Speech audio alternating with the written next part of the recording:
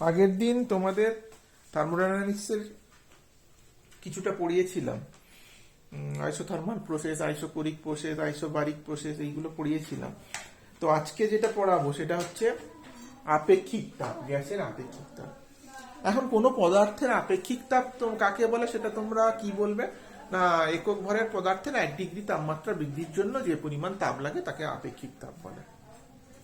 তো এই পর্যন্ত ঠিক আছে আপেক্ষিক তাপের যে সংজ্ঞা, কিন্তু যদি কঠিন বা তরলের ক্ষেত্রে আমরা দেখি তাহলে সংজ্ঞাটা ঠিক আছে, কিন্তু গ্যাসের ক্ষেত্রে আমরা দেখলে আপেক্ষিক তাপ কিন্তু দুটো হয়ে যায়, কারণ গ্যাসের তাপমাত্রা বৃদ্ধির সঙ্গে সঙ্গে চাপ এবং আয়তন দুটোই চেঞ্জ হয়ে যেতে থাকে।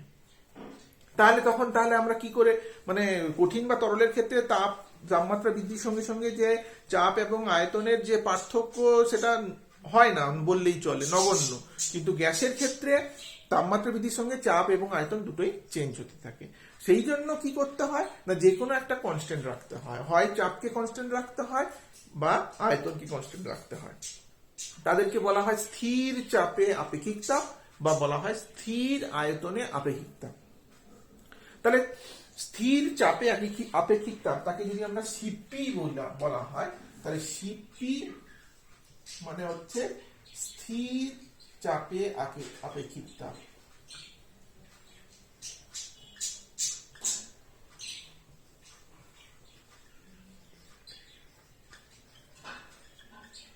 তাহলে স্থির চাপে আপেক্ষিক তাপের সংজ্ঞা কি হবে না, চাপ স্থির রেখে একক ভরের গ্যাসের 1 ডিগ্রি উষ্ণতা বৃদ্ধির জন্য যে পরিমাণ তাপ লাগে তাকে বলা হয় স্থির চাপে আপেক্ষিক তাপ।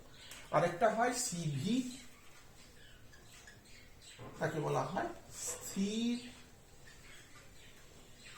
আয়তনে আপেক্ষিক তাপ।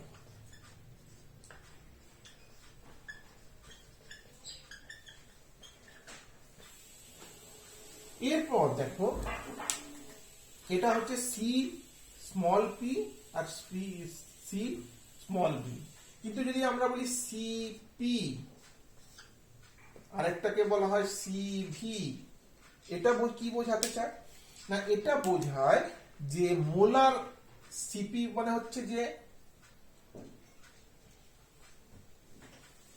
তোমার 1 মোলের জন্য, আর এটা হচ্ছে মোলার আপেক্ষিক তাপ, মানে 1 মোলের জন্য। 1 মোলে মানে যত 1 মোল মানে একটা মোলের মধ্যে যে পরিমাণ অণু বা পরমাণু থাকে তাকে বলা হচ্ছে সিপি, আর স্মল এটা হচ্ছে মোলার আপেক্ষিক তাপ। ঠিক আছে, তাহলে এইভাবে যখন আমরা আপেক্ষিক তাপটা বোঝাই তখন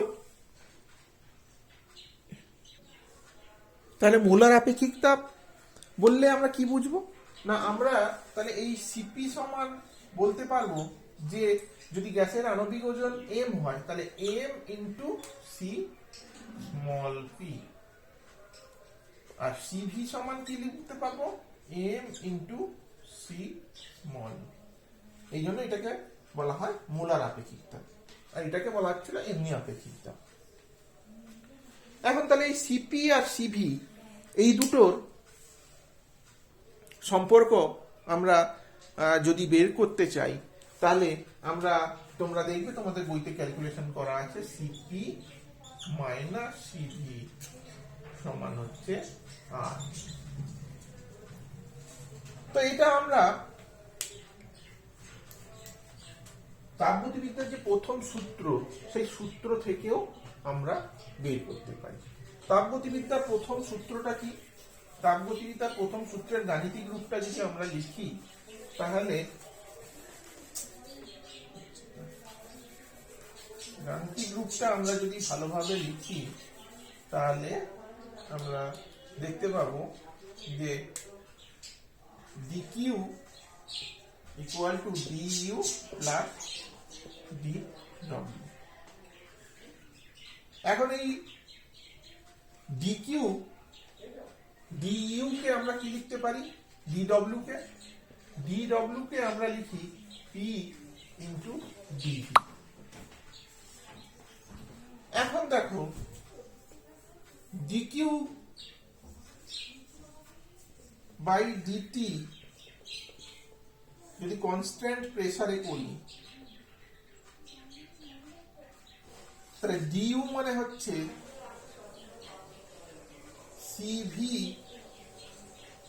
ইন্টু ডিটি, আর ডিডব্লিউ মানে হচ্ছে পি ডিভি।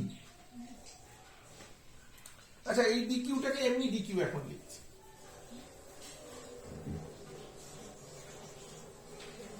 এইবার দেখো, এই ডিটিটাকে যদি আমি সবগুলোকে ডিটি দিয়ে ভাগ করি, DQ by DT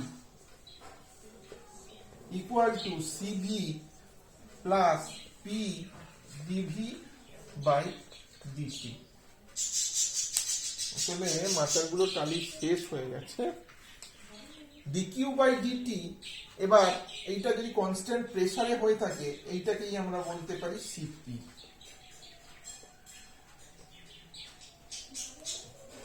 equal to CV, এখন আমরা একটা সমীকরণ জানি, PV equal to R into T. এবার ডিটির এগেনস্টে যদি এটাকে আমরা ডিফারেন্সিয়েশন করি, P DV by DT equal to, দেখো আর টি মানে 1 হয়ে যাচ্ছে, তাহলে পি ডিভি বাই ডিটি সমান আর, তাহলে CP equal to CV plus R, তাহলে CP minus CV equal to R. এটা আমরা কি করলাম না, ফার্স্ট ল অফ থার্মোডাইনামিক্স থেকে আমরা প্রকাশ করলাম যে CP minus CV equal to R. তো এইটাকেই আবার যদি আমরা দেখি যে দুটো আপেক্ষিক তাপের আমরা রেশিও নিই, তাহলে আমরা যেটা পাবো সেটাও একটা খুব কাজের জিনিস। সেই দুটো আপেক্ষিক তাপের যে রেশিও, সেই রেশিওটাকে আমরা সাধারণত গামা অক্ষর দিয়ে প্রকাশ করি। আমরা সেই রেশিওটাকে গামা অক্ষর দিয়ে প্রকাশ করি।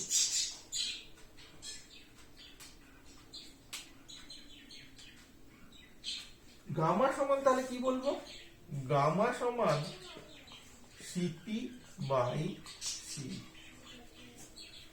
এখন তোমাদের একটা জিনিস আমরা বলছি যে সিপি মানে হচ্ছে, দেখো ডিকিউ বাই ডিটি পি, আর সিভি মানে হচ্ছে ডিকিউ বাই ডিটি পি এর ক্ষেত্রে দেখো ডিইউ থাকছে, ডিডব্লিউ থাকছে। এখন ডিডব্লিউ কে আমরা লিখেছি পিডিভি। এখন সিপির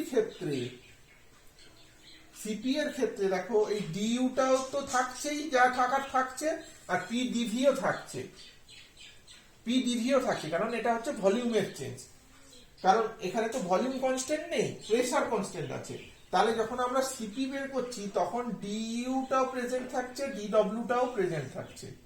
কিন্তু যখন আমরা সিভি বের করছি, সিভি বের করার সময় শুধুমাত্র ডিইউটা প্রেজেন্ট থাকছে, ডিডব্লিউটা প্রেজেন্ট থাকবে না। কারণ ডিডব্লিউর ক্ষেত্রে এই যে পিডিভি, এটা ভলিউম যখন কনস্ট্যান্ট হয়ে যাচ্ছে, তার মানে এই টার্মটা তখন কি হয়ে যাবে, এই টার্মটা 0 হয়ে যাবে। তাহলে সিভি এর ক্ষেত্রে কেবলমাত্র ডিইউ থাকছে, কিন্তু সিপি এর ক্ষেত্রে দুটো টার্ম এক্সিস্ট করছে। সেই জন্য CP always greater than CV হয়। CP always greater than CV, মানে কনস্ট্যান্ট প্রেসারের যে specific heat, that will be greater than constant ভলিউমের স্পেসিফিক হিট। তাহলে গামার যে মানটা, তাহলে কি হবে, গামার মানটা গ্রেটার দ্যান 1 হবে, কারণ সিপি যেহেতু সিভি এর থেকে বড়। তো এই গামার মান থেকে আমরা অনেক কিছু জানতে পারি। গামার মান থেকে আমরা একটা গ্যাসের পারমাণবিকতা জানতে পারি। পারমাণবিকতা মানে একটা গ্যাসের অণুতে কটা পরমাণু এক্সিস্ট করে। এবার পারমাণবিকতা যত বাড়বে, মানে গ্যাসের পরমাণুর সংখ্যা যতগুলো বাড়বে, গ্যাসের স্পেসিফিক হিটের ভ্যালুটা তত, মানে রেশিও অফ দ্য স্পেসিফিক হিটের ভ্যালুটা তত কমতে থাকবে। তা পারমাণবিকতা জানতে পারি, আরো অনেক কিছু জানতে পারি, যেমন ডিগ্রিজ অফ ফ্রিডম। আমরা ডিগ্রিজ অফ ফ্রিডম যেটা বলি, সেটা গ্যাসের ক্ষেত্রে কত, সেটা আমরা জানতে পারি গ্যাসের একটা অণুর ক্ষেত্রে। তার একটা কনস্ট্যান্ট একটা রিলেশন আছে, gamma equal to 1 plus 2 by F. F কে বলা হয়, এই এফটাকে বলা হয় ডিগ্রিজ অফ ফ্রিডম।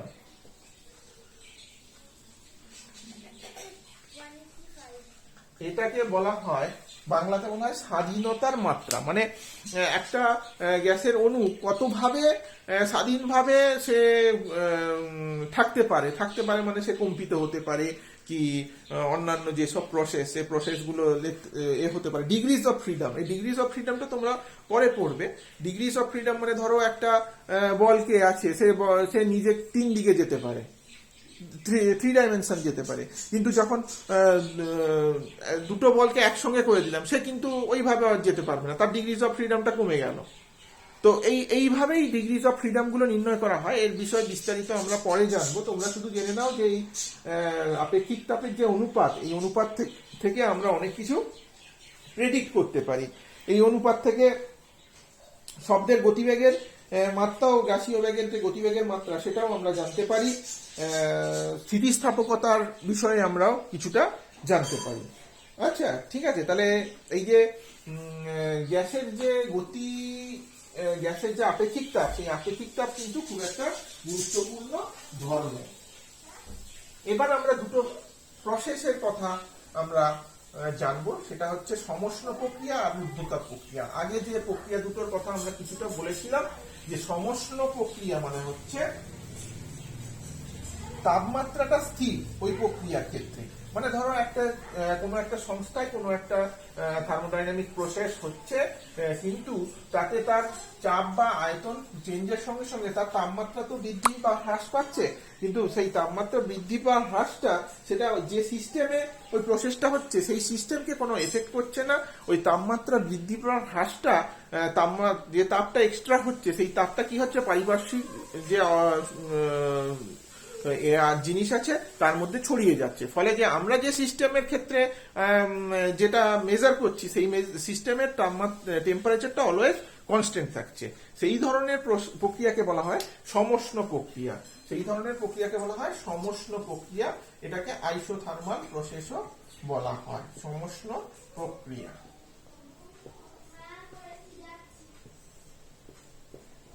আইসোথার্মাল। এই এখন সমষ্ণ প্রক্রিয়ার যদি আমরা পিভি লেখচিত্র আঁকি, পিভি লেখচিত্র, এদিকে পি এদিকে ভি, তাহলে এই পিভি লেখচিত্রগুলো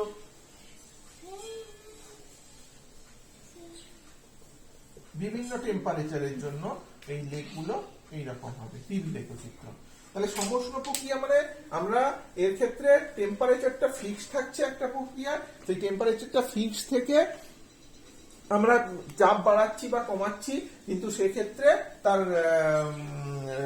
পারিপার্শ্বিকের যে তাপের উদ্ভব তো হবেই। একটা জিনিসকে আমি হঠাৎ করে প্রেসারাইজ করলাম মানে তার ভলিউমটা কমিয়ে দিলাম। তাহলে ভলিউম কমাতে গেলে তাকে কি করতে হয়, চাপ বাড়াতে হবে। তাহলে চাপ বাড়িয়ে দিলে যখন ভলিউমটা কমে গেল, তখন আমরা কি করলাম না, কিছুটা তাপের উদ্ভব হলো, কিন্তু সেই তাপটা কোথায় গেল না, পারিপার্শ্বিক পরিবেশে ছড়িয়ে গেল। এরপর যেটা জানবো সেটা হচ্ছে রুদ্ধতাপ প্রক্রিয়া।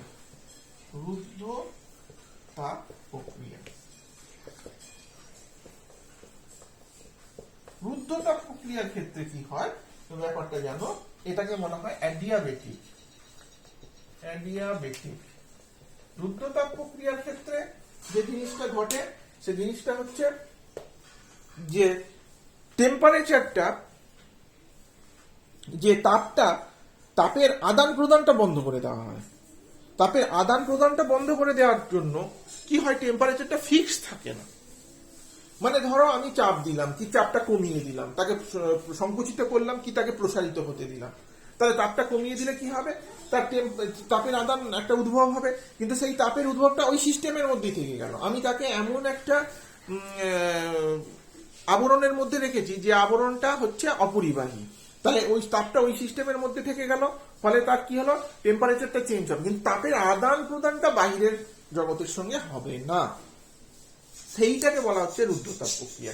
তাহলে রুদ্ধতাপ প্রক্রিয়ায় তাপের টেম্পারেচার যখন ফিক্স থাকছে না, তাহলে আমি যখন সমষ্ণ প্রক্রিয়া বলেছিলাম, সমষ্ণ প্রক্রিয়া বয়েলসের সূত্র মেনে চলবে, পিভি ইকুয়াল টু কনস্ট্যান্ট মেনে চলবে। কিন্তু রুদ্ধতাপ প্রক্রিয়ায় যেহেতু টেম্পারেচার ফিক্স নেই, তাহলে এই বয়েলসের ল যেটা, বয়েলের সূত্রটা, সেটা মেনে চলবে না। তাহলে আমাকে কি করতে হবে না, তাহলে আমাকে এটা কিভাবে মেনে চলে সেটা দেখতে হবে। তো সেটা দেখতে গিয়ে সেটা দেখা গেল যে এটা যে সূত্রটা মেনে চলে সেটা হচ্ছে PV to the power gamma সমান constant. PV to the power gamma equal to constant রুদ্ধতাপ প্রক্রিয়ার ক্ষেত্রে। এই গামাটা কি না, গামাটাকেই আমরা আগে বলেছিলাম দুটো আপেক্ষিক তাপের অনুপাত, সিপি বাই সিভি। তাহলে দেখলে আপেক্ষিক তাপের অনুপাতগুলো কত কাজের।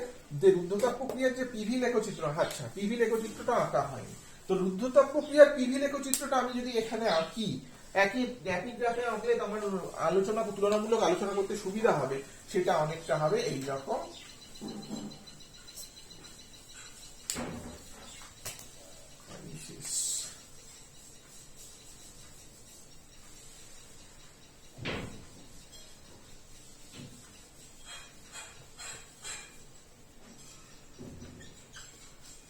তাহলে রুদ্ধতাপ প্রক্রিয়ার লেখটা দেখো, এই নীল কালিতে আমি আঁকার চেষ্টা করেছি, আর এই সমষ্ণ প্রক্রিয়ার লেখটা লাল কালিতে আঁকার চেষ্টা করা হয়েছে। তাহলে রুদ্ধতাপ প্রক্রিয়ার লেখটা যেটা, সেটা দেখো কিছুটা খাড়া। তো সেই খাড়ার কারণটা যদি আমি জানতে চাই, সেটা হচ্ছে এই যে PV to the power gamma equal to constant, সেই কারণে এইটা হয়েছে। কেন নাকি এই লেখের যে নতি, সেই নতিটা যদি আমরা বার করি, পিভি, এটার ক্ষেত্রে ডিপি বাই ডিভি আমাদের বার করতে হবে। ডিপি বাই ডিভিটাকেই তো আমরা বলবো নতি। এখন দেখো, যেটা তোমার সমষ্ণ প্রক্রিয়ার ক্ষেত্রে আমরা কি লিখবো না, PV equal to R T. তাহলে এটা যদি আমি ডিফারেন্সিয়েশন করি, যে P into DV by DV মানে 1 plus V into DP by DV equal to RT constant, তাহলে 0। তাহলে ডিপি বাই ডিভি হয়ে যাচ্ছে কি, DP by DV equal to minus P by V. এক্ষেত্রে সেটা কি হবে, এক্ষেত্রে আমরা যদি সেটা করি, DP by DV equal to, তোমরা বার করে দেখবে, minus gamma into P by V. তাহলে এই এক্সট্রা একটা গামার যে ফ্যাক্টর, সেই গামা ফ্যাক্টরটা চলে আসছে বলে এই যে লেগটা, এইটা মোর স্টিপার বা খাড়া বলা হয়। তাহলে এই যে বয়েলের সূত্রের এটা মেনে চলছে না, সেই জন্য এটা PV to the power gamma equal to যে কনস্ট্যান্ট হচ্ছে, তার সেই গামাটা থেকে যাচ্ছে বলেই এই লেগটা মোর স্টিপার। কারণ এটা হচ্ছে পি আর ভি, তাহলে এই ডিপি বাই ডিভি মানে এর যে চেঞ্জটা, সেই চেঞ্জটাই তো এই গ্রাফটার নতি হওয়ার কথা, যেটাকে আমরা নতি বলে থাকি। তো সেই নতিটাকে বের করানোর জন্য আমরা এইভাবে দেখলাম যে এই ক্ষেত্রে একটা এক্সট্রা গামা টার্ম আসছে বলে, এই ক্ষেত্রে একটা এক্সট্রা গামা টার্ম আসছে বলে এই গ্রাফটা স্টিপার। তো এই ধরনের কোশ্চেন থেকে তোমাদের গাণিতিক সমস্যা দিতে পারে। তাহলে তোমাদের এটা একটু জেনে রাখা ভালো। তাহলে সমষ্ণ প্রক্রিয়া আর রুদ্ধচাপ প্রক্রিয়া আমরা কিছুটা জানলাম। এবার ধরো একটা গ্যাস কতটা কৃতকার্য করছে, সেটা আমরা এই লেখচিত্র থেকে কিভাবে জানতে পারি।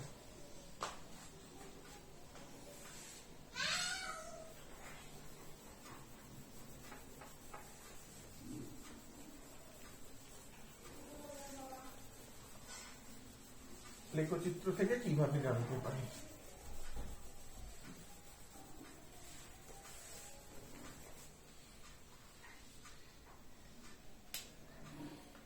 পি আর ভি,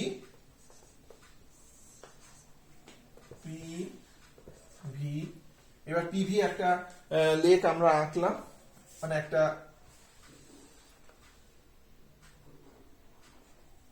এখানে ধরো P1 V1 বিন্দুটা, এটা হলো P2 V2। তাহলে এখান থেকে এখানে যে লেকটা, সেই এই গ্যাসটা কর্তৃক কৃতকার্য কতটা, সেটা আমরা কি করে জানবো।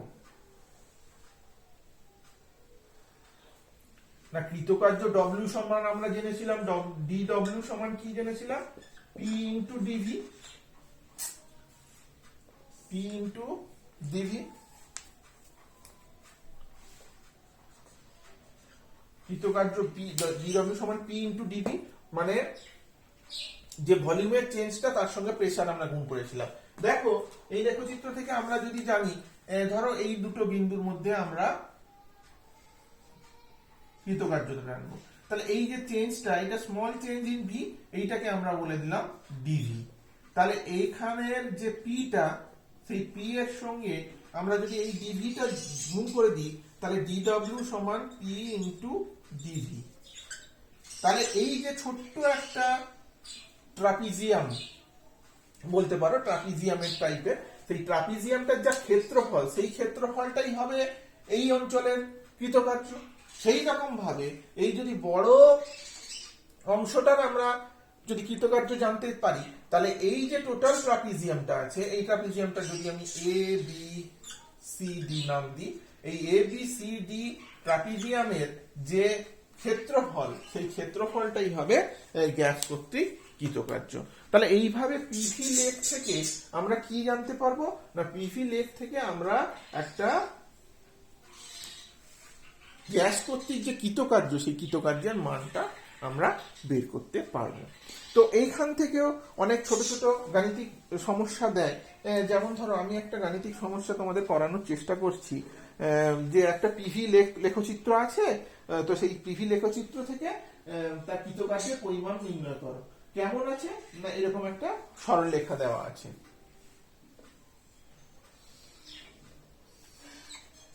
এটা তোমাদের বইয়েরই সমস্যা। এদিকে পি,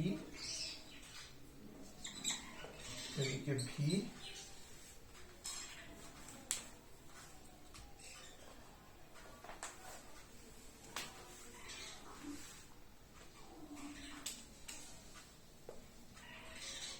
এইটাকে বলছে P1, এইটাকে বলছে P2,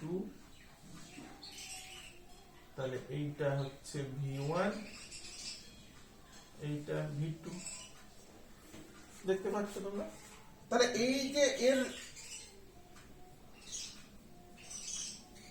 যে লেখচিত্র, এই লেখচিত্রের যে কৃতকার্য, সেই কৃতকার্যটা কত হবে না, কৃতকার্য হচ্ছে এই লেখচিত্রের ক্ষেত্রফল।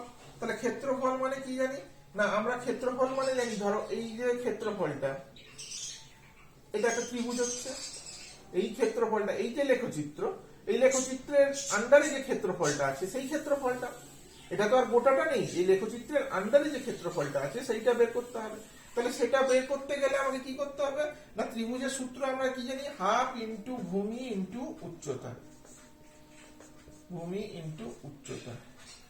এক্ষেত্রে ভূমি মানে কত দেখো, এক্ষেত্রে ভূমি মানে কত দিয়েছে, ভূমি মানে দিয়েছে দেখো V1 মাইনাস V2, কি বা V2 মাইনাস V1, যেটা বড় সেটা ধরো তুমি লিখলে V2 মাইনাস V1। আর উচ্চতা কি আছে, উচ্চতা আছে P1 মাইনাস P2। তাহলে এই ক্ষেত্রে যে ক্ষেত্রফল সেটা বেরিয়ে গেল half into V2 minus V1 into P1 minus P2। তাহলে এইভাবে আরো একটা গাণিতিক সমস্যার আমি সমাধান যদি করি, আমি তোমাদের, আমার আসলে মার্কারের কালিটা আজকে একটু শেষ হয়ে গেছে, সেই জন্য তোমাদের একটু বুঝতে হয়তো অসুবিধা হবে, একটু বুঝে নেওয়ার চেষ্টা করো। তো আরেকটা অঙ্ক তোমাদের গাণিতিক সমস্যা আমি বলছি, আমি আর লিখছি না, তোমরা একটু করে নাও, আমি তোমাদের কিভাবে করতে হবে সেটা তারপর বলে দেবো। তোমরা একটু লেখো, 25 ডিগ্রি সেন্টিগ্রেড উষ্ণতায় এবং বায়ুমণ্ডলীয় চাপে আবদ্ধ শুষ্ক বায়ুর আয়তন সহসা চাপ প্রয়োগে অর্ধেক করা হলো, তাহলে উষ্ণতাটা কত হবে? আরেকবার বলছি, 25 ডিগ্রি সেন্টিগ্রেড উষ্ণতায় এবং বায়ুমণ্ডলীয় চাপে আবদ্ধ শুষ্ক বায়ুর আয়তন সহসা চাপ প্রয়োগে অর্ধেক করা হলো, তাহলে উষ্ণতাটা কত হবে? এখন তোমরা, আর গামাটা দেওয়া আছে 1.4, এই গাণিতিক সমস্যার ক্ষেত্রে গামাটার মান দেওয়া আছে 1.4। এখন তাহলে আমি সোজা কথায় আমি পেলাম একটা 25°C উষ্ণতা দেওয়া আছে, মানে তার প্রাথমিক উষ্ণতাটা দেওয়া আছে, সেটাকে যদি তুমি T1 বলো, সেই T1টা 25°C, তাহলে সেটাকে আমি কেলভিনে প্রকাশ করে নিতে পারি। T1টা 25°C, তাহলে T1 সমান 25°C, মানে 25 প্লাস 273 মানে 8, 7 to 9, 298 কে T1 দেওয়া আছে। এরপর কি আছে, বায়ুমণ্ডলীয় চাপে আবদ্ধ শুষ্ক বায়ুর আয়তন সহসা চাপ প্রয়োগে অর্ধেক করা হলো। সহসা চাপ প্রয়োগে অর্ধেক করা হয়েছে, তাহলে সহসা চাপ প্রয়োগে অর্ধেক মানে এটা কি প্রসেস, সমষ্ণ প্রক্রিয়া না রুদ্ধতাপ প্রক্রিয়া? এটা হচ্ছে রুদ্ধতাপ প্রক্রিয়া। হঠাৎ করে রুদ্ধতাপ প্রক্রিয়া হঠাৎ করে হয়, আর সমষ্ণ প্রক্রিয়া কি হয়, ধীরে ধীরে হয়। তাহলে এটা রুদ্ধতাপ প্রক্রিয়া যেহেতু, তাহলে এক্ষেত্রে কি মেনে চলবে, PV to the power gamma equal to constant.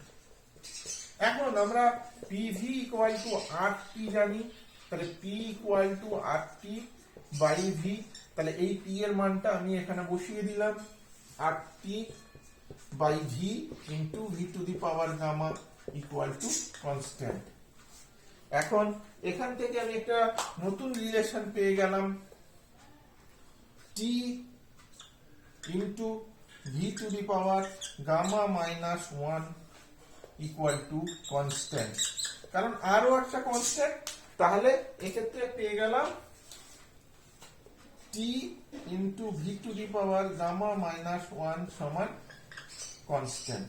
তাহলে এইটা হলো একটা সূত্র, এক্ষেত্রে আমাদের অঙ্কের ক্ষেত্রে এটা বের করতে হবে। তাহলে আমরা T1 জানি।